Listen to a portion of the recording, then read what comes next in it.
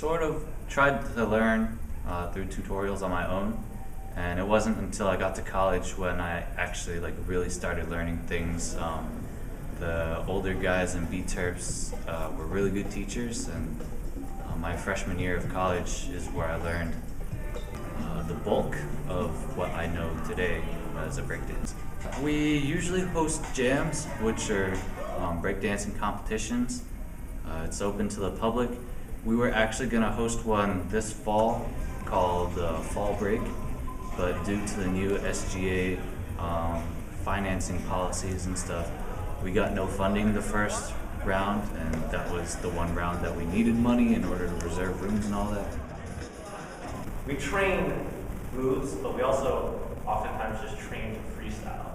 So doing that, I feel, might be harder than doing something choreographed, but it's like the same sense. Like you keep practicing it, you get better at it. There's one move that I do where I get into it several different ways, but pretty much what I do is I throw my body and then I spin 1.5 times around in the air and then pretty much land in a worm. But I'm rotating, so it doesn't look like a typical worm, but that's basically what I'm doing. Practice Tuesdays and Thursdays from 9 to midnight. A lot of people don't stay the entire time, or they come later at 10 and they practice until midnight. We practice in the chemistry atrium, which is the big area in front of the chemistry lecture halls. There's a b-boy scene in the DMV area, DC, Maryland, Virginia, and people from all over come here because this is a main practice space for the areas.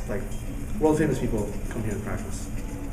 In the past few years, it wasn't as big, but now it's really growing. You can see it on TV and whatnot. But a lot of people don't know that the scene for b-boying is actually really big. It's in the DMV area. It's just people have their own interests, but there's a lot of dancers in the area, and it's continuously growing.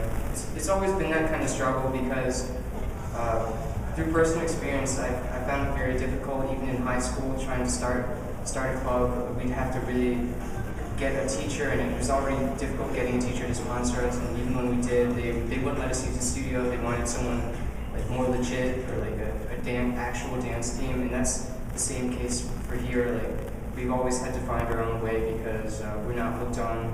I feel like we're not looked upon the same scale as the dances at CSPAC and whatnot.